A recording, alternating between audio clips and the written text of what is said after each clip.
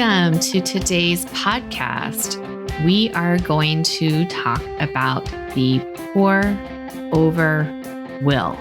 And we're going to talk about when it's needed and why. And then address some common questions regarding the pour over will. I am Tammi Caress, founder of Caress Law, and I created this podcast, Navigating Estate Planning with Caress Law, because I get a lot of questions that and confusion around estate planning. And my goal is to educate you and help you understand how an estate plan works and how your individual estate plan works. And now it's time for the disclaimer. The information contained in this podcast and associated material is intended to furnish listeners and users with general information on matters that they may find to be of interest. The information in this podcast provided by Caress Law and its agents are for general guidance and is not intended to replace or serve as a substitute for any advisory, tax, estate planning, or other professional or legal advice, consultation, or service. Sometimes we may reference third-party materials or websites. Such links or references are only for the convenience of the listener, user, or browser. Caress Law and its agents do not recommend or endorse the content of third-party information or sites. You should consult with appropriate Caress Law professionals or other professional advisors for advice concerning specific tax, estate planning, or other matters before making any decision. In summary, this podcast is not legal advice. If you need legal advice or before acting or making any decision with anything talked about in the podcast, seek the counsel of an attorney. Thanks so much. So today we're going to get started. The pour over will. I get this question a lot, or many of my clients create revocable living trusts. And we do that to avoid probate. And if you don't know what a trust is and you don't know what probate is, I encourage you to go back and listen to my prior episodes addressing those topics. And I'll put that information in the show notes below. So for today's purposes, when we talk about the pour over will, I'm going to assume you understand what a probate is and trust administration, or what a trust is as well. The pour over will is a last will and testament. It is not different than any other will. It still requires the same formalities that is required of a last will and testament. It is a last will and testament. And in the will, you obviously are laying out who is to inherit your probate assets when you pass. And you set that forth in your will. And you also name or nominate, I should say, a personal representative. And that is the same as an executor. We just here in Oregon and Washington, we call it personal representative. But it's the person in charge of settling the estate. And the testator or testatrix, if you want to kind of go back in time, we pretty much call any person who makes a will a testator these days. But that person making the will nominates a personal representative to settle the estate.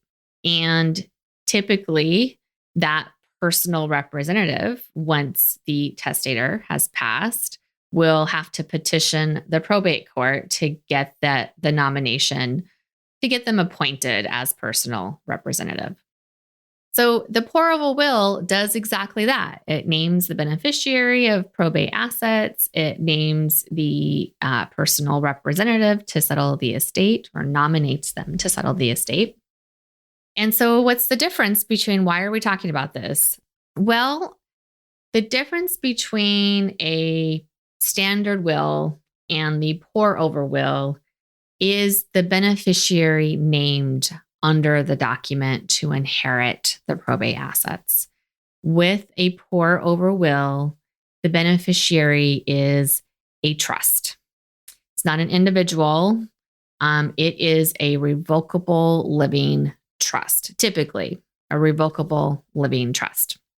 Now, just to give you a little mini recap, the revocable trust oftentimes is used as an estate planning tool to avoid probate.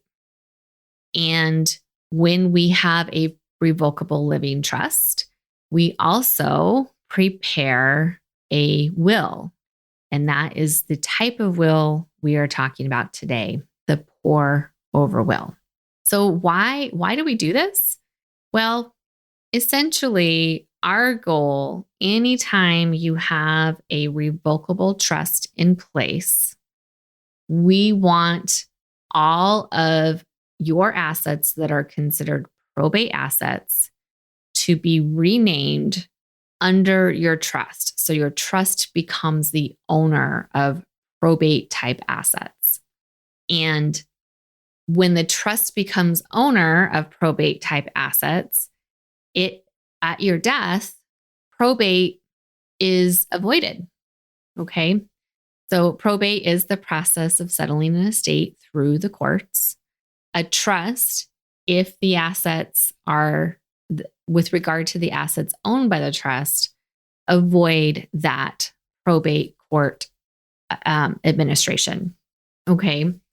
So our goal is to essentially make sure that everything, when we have a revocable trust, is to make sure that all the assets that could be probate assets actually avoid probate by being owned by this trust document. So then my next question that I get when I go over this with clients is they say, well, then we don't need a will. That is untrue. Our hope is that we never use the will, but you still need to make one.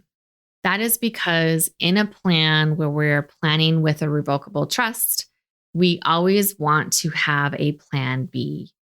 Plan B is, oops, at my death, there's this other asset that I forgot to name under my trust. And now what happens to it? Well, what happens to that asset is it is a probate asset, which means it's governed by your will, the pour over will. The will directs that all probate assets are distributed or dispersed to your revocable trust. So your revocable trust is the beneficiary under your will. Well, my next question I get from many folks is, oh, great. They think I'll create this revocable trust. I have this will. So no matter what, everything's going to pass to my trust. Good, no problem. Well, the goal is not to need this will. And the reason is if we need to use the pour over will to disperse a probate asset to the trust, that means we're going through probate for that item. Going through probate, as you'll learn if you haven't listened to prior episodes, is a lengthy, expensive process. And the trust is one of the primary reasons to have a trust is to avoid that process. So the goal when we create a revocable trust, and we also have a pour over will, because you always should when you have a revocable trust, we want that revocable trust to be beneficiary of the pour over will. The goal is that we never need to use the will. But just in case there is an asset out there that didn't get titled to the trust before a person passes away, we can make sure that it does get there. But doing so means we're going through the probate process. An example of why you should have a pour over will with a revocable trust is simply because, yes, our goal is to always have your probate assets instead titled to your trust, but oftentimes it doesn't happen. And when I say it doesn't happen is, yes, we fund, it's called funding the trust. We fund the trust. You have no probate assets now, but then you acquire a new asset and you don't title it in the name of the trust. Or you inherit an asset from someone else and you don't title it to the name of the trust.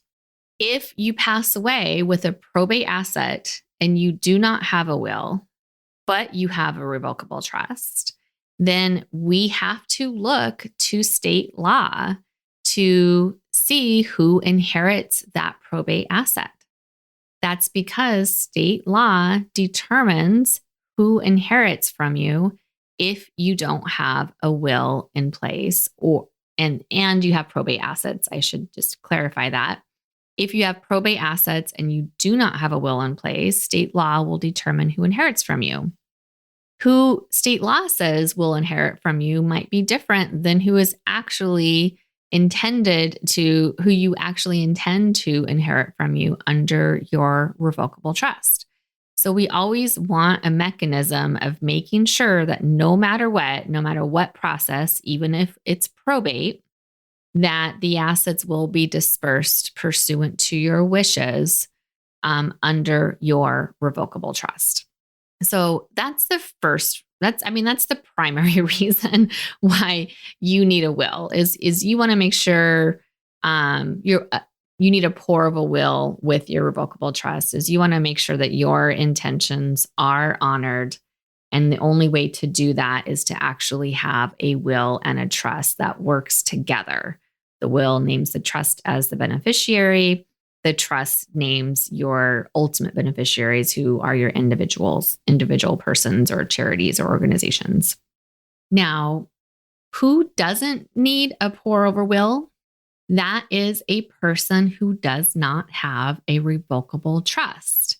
You do not have a revocable trust for that will to direct beneficiaries at your death, then you don't want a pour over will. You just want a normal will where you are naming the individuals who you want to inherit from you at your death. So the pour over will is specific to the revocable trust and working with the revocable trust. Okay, thanks for listening to today's mini podcast. I hope that the pour over will is clarified for you and you understand if you need one or if you already have one, why you have one.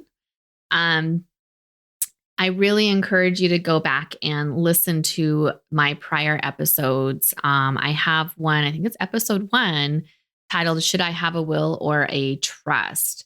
In that episode, I go into what a will is, what a trust is, and what that means once you pass away, and how the avenues that are required to go through for distributing those assets after you're gone. I also have an episode regarding the probate process and how to avoid it. That episode will really help you understand what probate is and how a will is involved in the probate process. Thank you so much for listening. I also have a lot of other resources on my website, which is www.caresslaw.estate, and that is CARESSLAW.ESTATE. I will put a link to that in the show notes below. We have webinars that we put on that are absolutely free. We also have some on-demand webinars as well available there.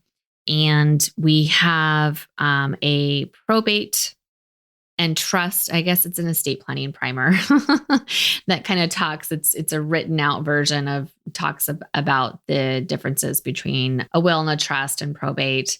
And then we are about to also put out a probate checklist. So if you have a loved one that's passed, or you know someone that has a loved one that's passed, they will actually be able to download that, and it'll give them some initial steps to take once a loved one has passed away. All right, I think that's enough for today. Thanks again for listening, and we'll talk soon.